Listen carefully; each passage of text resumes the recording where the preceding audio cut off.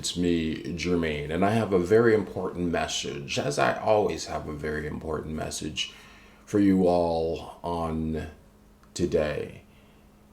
Always take in mind the time, the date that we are in. More than any particular point ever in my life, I have become aware of the time and the synchronicities within the time, including with the date. As you realize that once you get older and start maturing, you realize that every second of every minute of every hour of every day is important and it is meaningful. And that's why it is imperative for us as Christians. What does all this mean for us? That we use the time that we have been graced with on this earth to be about our Father's business.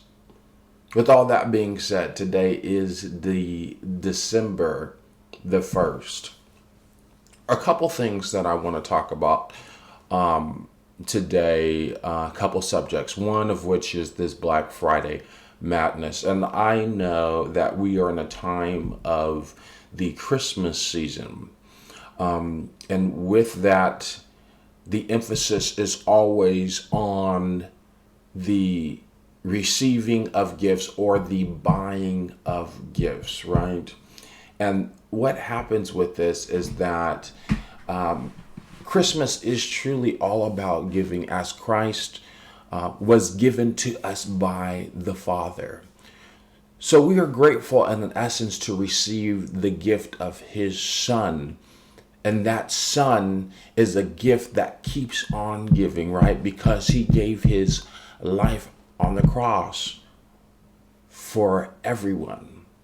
For those who believe, we've come to have a relationship with God as a result of Jesus Christ. So that's the essence of why he came and why he is the gift to the world. But unfortunately, Christmas has been sanitized. And you may ask, what do you mean by that? Meaning that Christmas has become nothing other than gift exchanges and materialism and profit and spending and what have you. I implore you all as Christians to have a discerning spirit about this particular season. There is much joy in this season, right? In this time that we have to reflect upon the grace of God, the gift of God given through Jesus Christ, his Son. There's a lot of joy in that. There's a lot of inspiration in that. But if you buy into or adopt this Santa Claus type of Christmas experience, you will find that you will not receive that joy. But what you will find is depletion of resources. Buying things that obviously you know that you can't afford. Why not put that money into paying off some bills? Now, I'm not saying that in any way it is bad at all or a sin to buy gifts or whatnot. Yes, it is not a sin, but it is a sin to do these things for the purpose of Santa Claus and Christmas. It's not about materialism, and it's not about passing on and exchanging of gifts, right?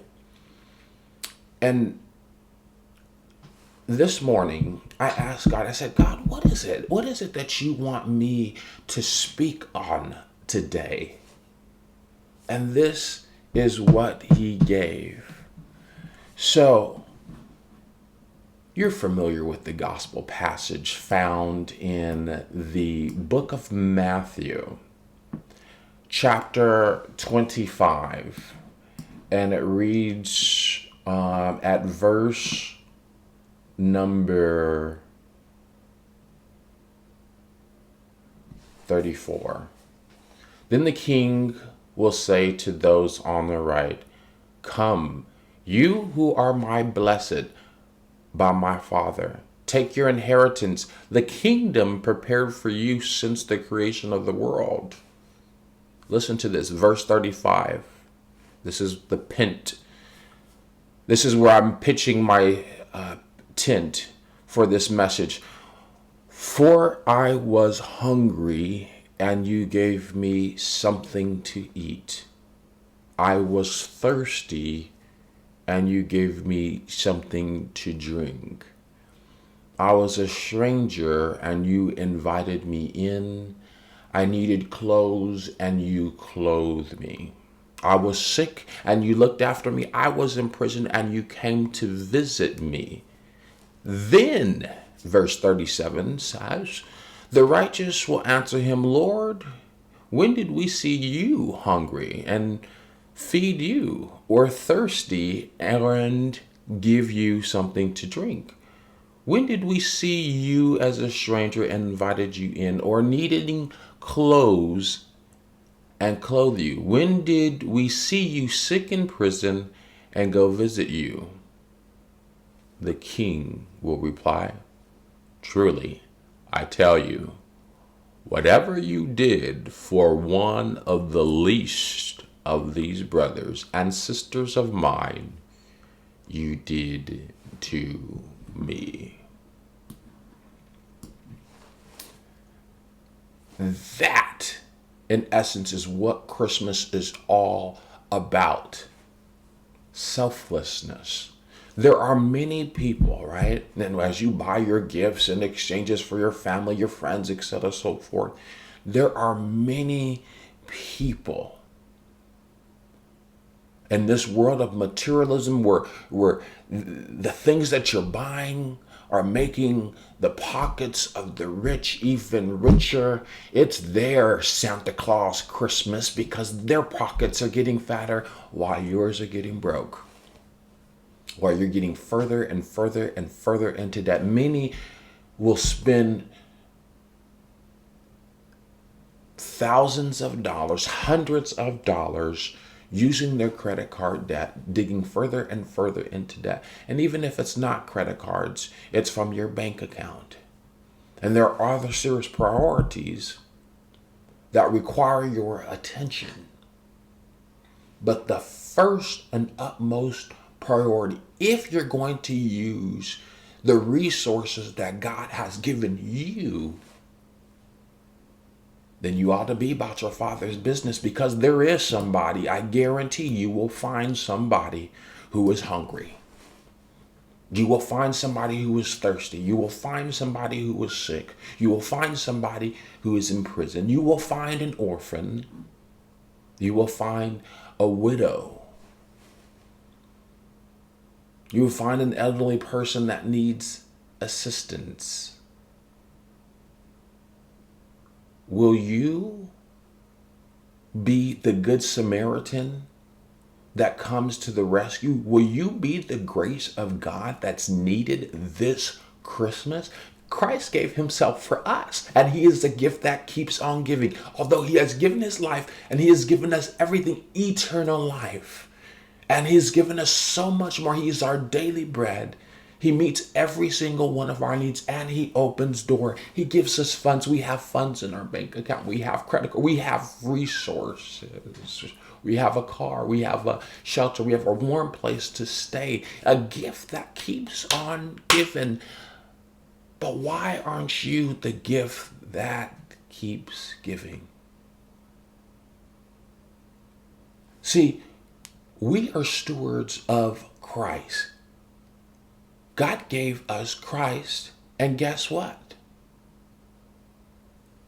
We are to give ourselves to the world. So turn that Black Friday into a Christ Friday. Turn this Christmas, this Santa Claus Christmas, jingle bells into being about your Father's business. Let that jingle bell song be joy to the world. How will you be that joy to the world? There's somebody that needs you. There's somebody that needs us.